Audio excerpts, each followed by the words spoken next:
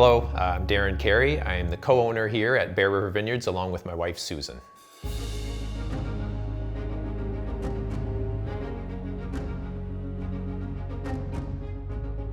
So before the previous owner had the foresight to plant vines on this beautiful property 30 years ago, there's actually an even longer history of grape growing in the Bear River Valley.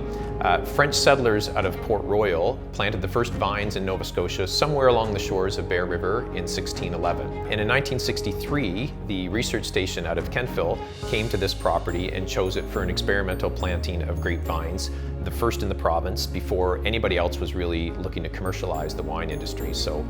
for about 400 years now, people have looked at Bear River and really understood that this little microclimate on our hillside is a beautiful setting for growing grapes. So I think one of the real keys to this property that the previous owner recognized when he purchased it in 1989 was that he could use this bank barn, which is the style of barn that our barn is,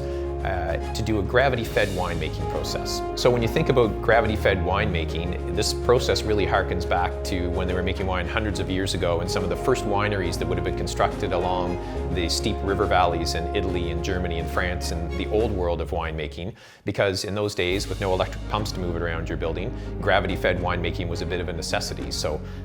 we've got a bit of a throwback to the old days of winemaking happening here.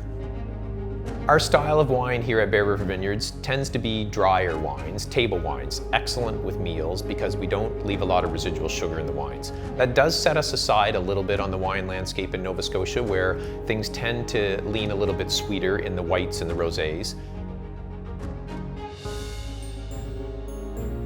One of the other unique things that we offer here at Bear River Vineyards is the opportunity to stay right on site in a guest room that's actually attached to the tasting room but has its own private entrance and allows guests to stay, enjoy a beautiful sunset in the evenings with a glass of wine, and it really is a truly unique wine experience to stay right on site in one of the smallest unique wineries in the province.